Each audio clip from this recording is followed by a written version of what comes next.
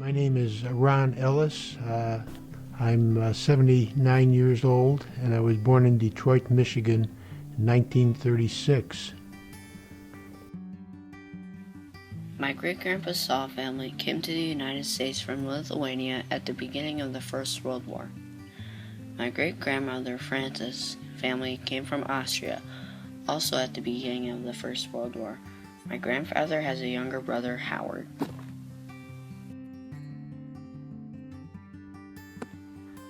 My great-grandpa's name was Saul, and my great-grandpa's name was Francis.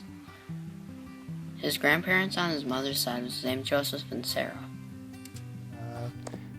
Joseph was a very authoritarian individual who I think tended to want to be in charge. And my grandmother, on the other hand, Sarah, was actually a very nice, kind person. On my dad's side, Reuben was, my recollection, he was old, kind of passive. Grandmother on my dad's side was what they used to call the boss of the family. My grandpa grew up in a Jewish household. He was raised in a culturally and ethnically uniform neighborhood. I think we identified strongly with our religious background, but we weren't very, observant. I had good friends there, had good memories of my friendship with kids in the neighborhood, went to a good school, and was active in sports there. I was pretty good at baseball, actually. In school, he had a couple difficult years, particularly 7th and 8th grade. By the time 9th grade arrived, he started to turn things around. The school gave students a test to determine where they should be placed for future studies. To his surprise, he did very well. That improved his attitude about going to school. My job history is kind of an interesting one. I worked summers in my uncle's clothing store, and that was a very good lesson because I really learned that I had to do something more than that if I wanted to be happy in life. And that was a real incentive, I think, to go to college and then to medical school. During his later high school years, he began to fall in love with the sciences, particularly biology. After graduating from high school, he attended Wayne State University in Detroit, Michigan.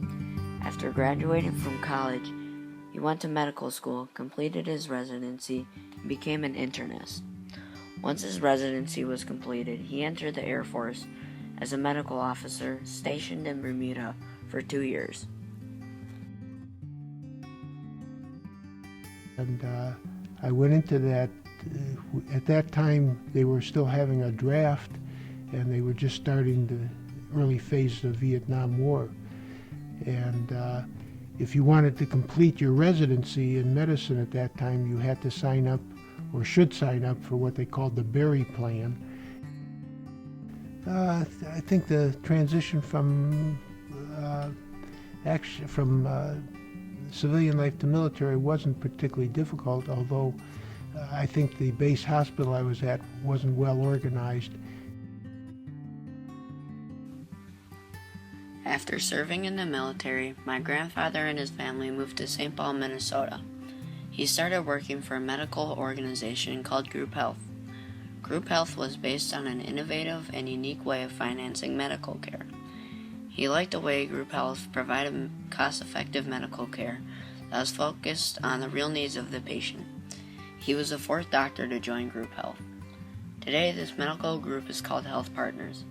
He retired in the spring of 2014 after providing medical assistance to thousands of people in Minnesota. Well, my experience with working is a little hard to summarize it. I guess you have to, you have to segregate what you do as far as the type of work that you do. And I think my experience has been in medicine you have to be compassionate, you have to be understanding, you have to be patient. I think those are the most important lessons I think that I learned. I chose my grandfather to be the subject of my personal history project because I admire many of his values, such as service to others, compassion, and hard work. I believe they are excellent values to live by, and I would love to carry them on.